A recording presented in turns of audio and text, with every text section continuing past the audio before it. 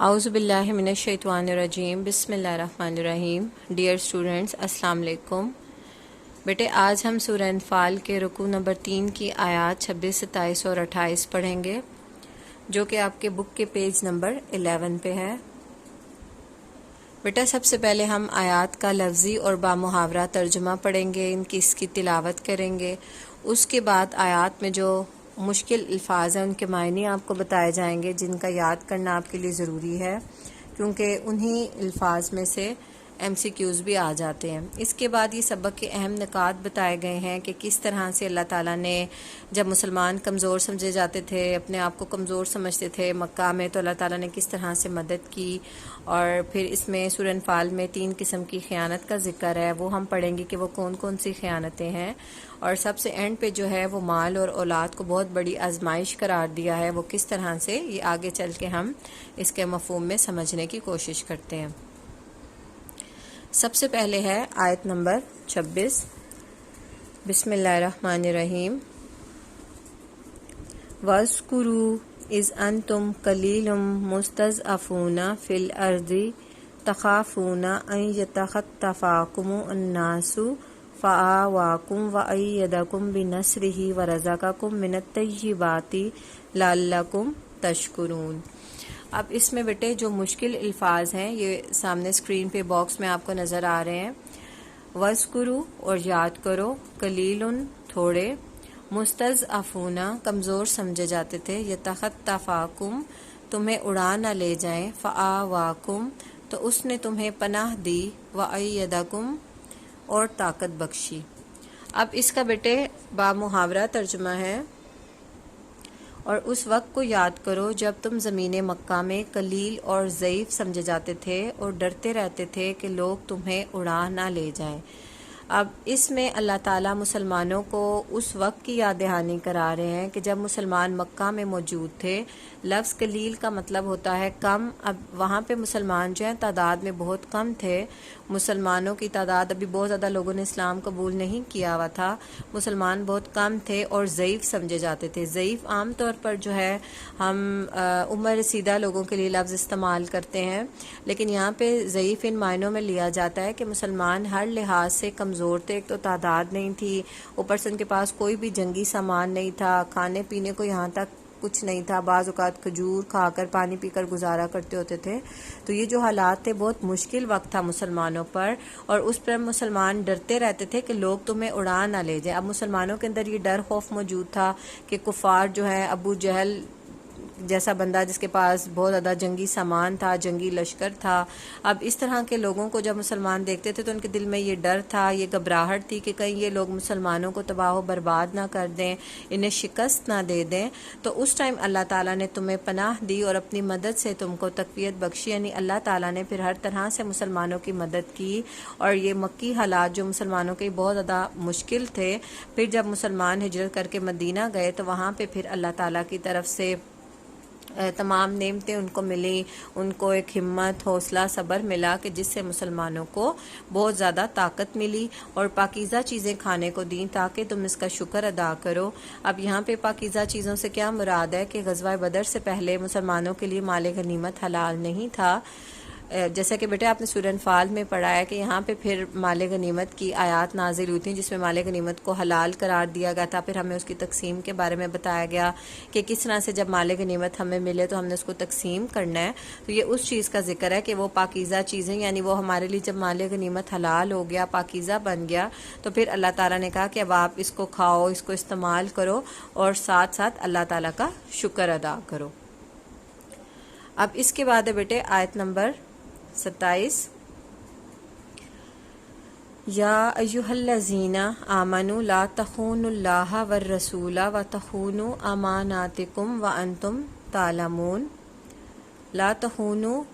تم خیانت نہ کرو، اماناتکم اپنی امانتوں میں، تعلمون تم جانتے ہو۔ اب اس کا بیٹے بامحاورہ ترجمہ ہے، اے ایمان والو، اللہ اور اس کے رسول صلی اللہ علیہ وسلم کی امانت میں خیانت نہ کرو اور نہ اپنی امانتوں میں خیانت کرو اور تم ان باتوں کو جانتے ہو۔ اب یہاں پہ ایمان والوں کو مخاطب کر کے پھر یہ بات کہی ہے کہ اللہ اور اس کے رسول کی امانت میں خیانت نہ کرو۔ اب بیٹے عام طور پر جو لفظ خیانت کا مطلب ہوتا ہے وہ ہم یہی سوچتے ہیں کہ کسی کا حق ادا نہ کرنا، اگر ہم کسی کی کوئی چیز ہمارے پاس پڑی ہے، کوئی پیسے، کوئی امانت وغیرہ، وہ ہم اس کو ادا نہ کریں، یا ہم کسی سے اگر وعدہ کر لیتے ہیں تو وہ پورا نہ کریں۔ لیکن اب یہاں پہ سورہ انفال میں 3 قسم کی خیانت کا ذکر ہے۔ وہ کس طرح سے کہ سب سے پہلے تو اللہ تعالیٰ کے ساتھ خیانت ہے۔ اللہ تعالیٰ کے ساتھ خیانت کیسے ہوگی کہ دیکھیں کہ اللہ تعالیٰ نے جو جو چیزیں ہم پہ فرض کی ہوئی ہیں، جیسے نماز پڑھنا، روزے رکھنا، قرآن پاک کی تلاوت کرنا، اس کے علاوہ اللہ تعالیٰ کی طرف سے تمام فرائض اور حدود کے مطابق اپنی زندگی کو جو گزارنا ہے وہ ہر مسلمان کے لیے ضروری ہے۔ اگر ہم اللہ تعالیٰ کے ان احکام کو نہیں مانیں گے تو سمجھیں کہ ہم اللہ تعالیٰ کے ساتھ جو ہیں وہ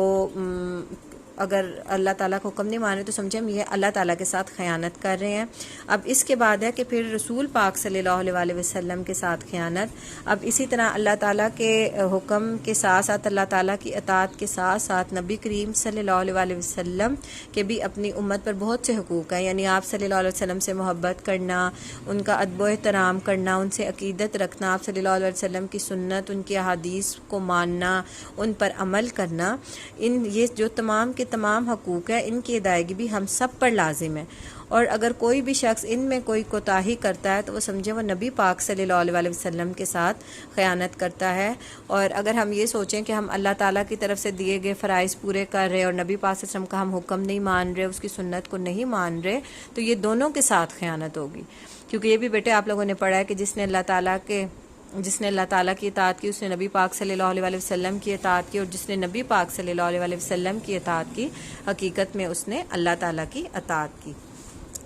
اب یعنی اس سے ہمیں کیا پتہ چلتا ہے کہ دونوں اطاعتیں ایک دوسرے کے لیے لازم و ملزوم ہیں، اس لیے ہمیں اللہ تعالیٰ کے احکام کے ساتھ ساتھ نبی پاک صلی اللہ علیہ وسلم کے بھی احکام کو اسی طرح سے ماننا ہے۔ اب اس کے بعد ہے کہ اور نہ کی امانت میں خیانت نہ کرو اور نہ اپنی امانتوں میں خیانت کرو۔ اب بیٹے یہ اپنی امانتوں میں خیانت کیا ہوتی ہے؟ یعنی جو ہمارے آپس میں ایک دوسرے کے ساتھ روزمرہ کے معاملات ہوتے ہیں، ایک دوسرے کے حقوق و فرائض ہوتے ہیں، اس میں وہ ہم پہ تمام ذمہ داریاں آ جاتی ہیں جو معاشرے میں رہ کر ہم ایک دوسرے پر اعتماد کرتے ہوئے ایک دوسرے کے سپورٹ کوئی نہ کوئی ذمہ داری یا کام کرتے ہیں، تو وہ اگر ہمارے پاس کسی نے کوئی امانت رکھوائی ہوئی ہے یا ہمارے سپورٹ کوئی کام کیا ہوا ہے تو ہمارا کیا کام ہے کہ ہم اس کو اچھے طریقے سے پورا کریں اور ایک دوسرے کی امانتوں میں خیانت نہ کریں۔ اور ساتھ کیا لکھا ہے کہ تم ان باتوں کو جانتے ہو، یعنی ہم مسلمان ہیں، ہمیں ساتھ ساتھ اللہ تعالیٰ اور نبی پاک صلی اللہ علیہ وسلم ہر چیز کے بارے میں آگاہ کرتے رہتے ہیں، اور ہم مسلمان ہیں اور ہم ان باتوں کو جانتے ہیں کہ کسی کا حق مارنا، کسی کا دل دکھانا، یہ تمام کام جو ہے غلط کام ہے۔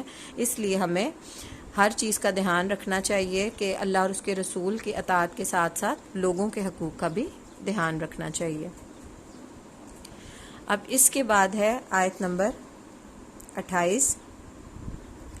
وَاعْلَمُوا أَنَّمَا أَمْوَالُكُمْ وَأَوْلَادُكُمْ فِتْنَةٌ وَأَنَّ اللَّهَ عِندَهُ أَجْرٌ عَظِيمٌ۔ وَاعْلَمُوا اور جان رکھو، اموالکم تمہارا مال، وَأَوْلَادُكُمْ تمہاری اولاد، فِتْنَةٌ آزمائش، عِندَهُ اس کے پاس، اور جان رکھو کہ تمہارا مال اور اولاد بڑی آزمائش ہے، اور یہ کہ اللہ کے پاس نیکیوں کا بڑا ثواب ہے۔ اب اس میں بیٹے مال اور اولاد کو جو ہے وہ ایک قسم کا ایک فتنہ یا آزمائش قرار دیا ہے کہ وہ کس وجہ سے کہ مال اور اولاد جو ہے انسان کے لیے اس طرح سے آزمائش ہے کہ بعض اوقات انسان ان کی محبت میں آ کر بہت مجبور ہو جاتا ہے، بہت غلط کام کر دیتا ہے۔ وہ کس لیے کہ دیکھیں کہ بہت سارے موقع زندگی میں ایسے آتے ہیں کہ جو انسان بخیل بن جاتا ہے، بزدل بن جاتا ہے، مال کی محبت کے لیے، مال کو کمانے کے لیے وہ غلط راستوں پر چل پڑتا ہے، جیسے جائز کاموں کی جگہ جو ہے وہ ناجائز کام کرنے شروع کر دیتا ہے، رشوت لے لیتا ہے، سود لینا شروع کر دیتا ہے۔ بہت سارے لوگ جو ہے وہ چوری کرنا شروع کر دیتے ہیں، ڈاکے ڈالتے ہیں۔ تو یہ مال کی محبت ہے کہ زیادہ مال کمانے کی جو لالچ ہے وہ انسان کو بہت زیادہ مجبور کر دیتی ہے۔ اب اسی طرح سے پھر اولاد کو کس وجہ سے فتنہ کہا گیا کہ اولاد بھی جو ہے اس لحاظ سے بھی انسان ایک بڑی آزمائش ہے اولاد کے، اس کی اچھی تربیت کرنا بھی جو ہے وہ والدین کی ایک بہت بڑی ذمہ داری ہے۔ اگر ہم ان کو ایک اچھا انسان نہیں بناتے، اچھا مسلمان نہیں بناتے، تو یہ بھی والدین کی ایک آزمائش ہے کہ دنیا میں بعد میں والدین کے فوت ہو جانے کے بعد وہ اولاد جو غلط کام کرتی ہے وہ صدقہ جاریہ جیسا ہوتا ہے۔ جب ہم اچھے کام کرتے ہیں تو جس طرح سے بعد میں وہ ہمارے لیے صدقہ جاری ہوتا ہے، اس طرح سے وہ غلط کام گناہ جاریہ کا بھی سبب بنتے ہیں۔ تو اس لیے جو ہے کہ مال اور اولاد کی محبت ایک قسم کی آزمائش ہے، اور جو انسان اچھے طریقے سے آزمائش سے گزرتا ہے تو نیکیوں کا اللہ تعالیٰ کے پاس بہت ثواب ہے، کیونکہ یہ جو چیزیں آخرت میں نہ کام آنے والی ہیں۔ کیونکہ دیکھیں اگر ہم مال سے بھی محبت کرتے ہیں تو مال تو یہ سب کچھ دنیا میں ہمارا یہی رہ جانا ہے، آخرت میں ایسی تو کوئی چیزیں بھی کام نہیں آنی، اور نہ ہی اولاد جو ہے اولاد ہمارے کسی کام آئے گی آخرت میں۔ تو جو ہمارے اپنے اعمال ہیں وہی ہمارے کام آئیں گے۔ اس لیے ہمیں مال اور اولاد کی محبت میں اس طرح نہیں ڈوب جانا چاہیے کہ ہم جو باقی فرائض ہیں ان کو چھوڑ دیں، کیونکہ آخرت میں یہ کوئی چیز جو ہے وہ ہمارے کام نہیں آئے گی۔ اور ہمیں یہی سوچنا چاہیے کہ ہم جس طرح سے اللہ تعالیٰ نے ہمیں حکم دیا ہے اسی طرح سے ہم عمل کریں، اولاد کی اچھی تربیت کریں، ان کے ساتھ انصاف کے ساتھ پیش آئیں، اور مال کمائیں اتنا کہ جتنا ہم ہمت رکھتے ہیں، طاقت رکھتے ہیں، حلال طریقے سے کمانے کی کوشش کریں، ناجائز طریقوں سے کسی کا نہ حق مارے اور نہ کسی مال کمانے کی کوشش کریں۔ اور جو لوگ ان طریقوں کے مطابق جو ہے وہ زندگی گزارتے ہیں تو آخرت میں ایسے لوگوں کے لیے اللہ تعالیٰ کے پاس بہت ثواب ہے۔ اب بیٹے یہ جو آپ لوگوں کی ہوم ورک ڈائری ہے کہ آپ نے جو آیات پڑھی ہیں یہ سمجھنے والی ہیں، ان کو آپ نے سمجھنا ہے، اور اس کو جب آپ ترجمہ لکھیں گے ساتھ وہ مشکل الفاظ جو ہیں باکس میں لکھے ہوئے ان کو بھی آپ نے لکھنا ہے، ان کو یاد کرنا ہے،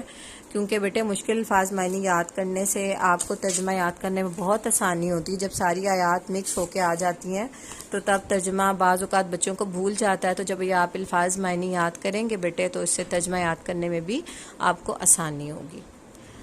اوکے بیٹے، اللہ حافظ۔